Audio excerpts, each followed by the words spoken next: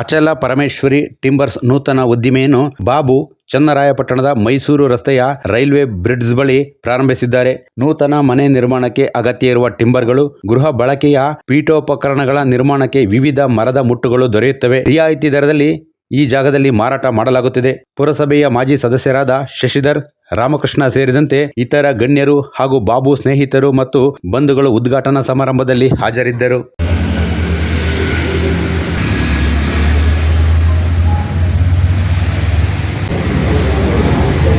ಬಾಬು ನಮ್ಮ ಆತ್ಮೀಯ ಗೆಳೆಯ ಇವತ್ತು ಅಚಲ ಪರಮೇಶ್ವರಿ ಟಿಂಬರ್ಸ್ ಎಂಬ ನೂತನ ಉದ್ಯಮವನ್ನು ಏನು ಪ್ರಾರಂಭ ಮಾಡ್ತಾ ಇದ್ದಾನೆ, ಅಲ್ಲಿ ಇವತ್ತು ಏನು ನಮ್ಮ ಒಂದು ಕನಸು, ನಿಜವಾಗ್ಲೂ ಮನೆ ಕಟ್ಟಬೇಕು ಅಂದರೆ ಒಂದು ಕನಸು ಇರುತ್ತೆ ಪ್ರತಿಯೊಬ್ಬ ಮನುಷ್ಯನಿಗೂ. ಅದರಲ್ಲಿ ಒಂದು ಸಿಗುವ ವಸ್ತು ಅಂದರೆ ಅದು ಒಂದು ಮರ.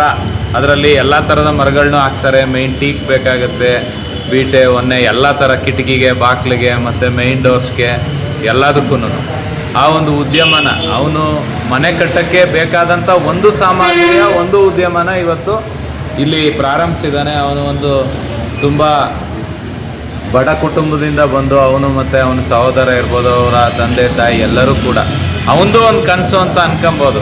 ಯಾಕಂದರೆ ಒಂದು ಉದ್ಯಮನ ಪ್ರಾರಂಭಿಸಲೇಬೇಕು, ಅಣ್ಣ ನಾನು ಎಷ್ಟು ವರ್ಷ ಅಂತ ಮಿಲ್ಲಲ್ಲಿ ದುಡಿಬೇಕು, ನಾನು ಒಂದು ಉದ್ಯಮ ಮಾಡ್ತೀನಿ ಅಂತ ಹೇಳಿ ಇವತ್ತು ಅವನು ಸ್ವಂತ ನೆಲೆಯಲ್ಲಿ ಮಾಡಿದ್ದಾನೆ. ಈ ಉದ್ಯಮ ಯಶಸ್ಸಾಗಲಿ.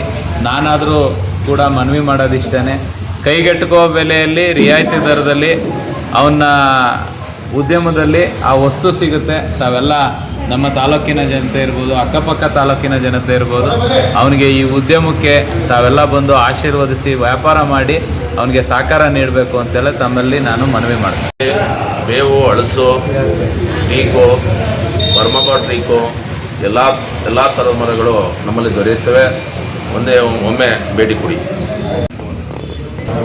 ಒಳ್ಳೆಯದಾಗಲಿ. ನಿಮ್ಮ ಅಪ್ಪಂಗೆ ಮಿಷಿನಲ್ಲಿ ದುಡ್ಡು ಎಣಿಸ್ಕೊಳಂಗೆ ವ್ಯಾಪಾರ ಆಗಲಿ.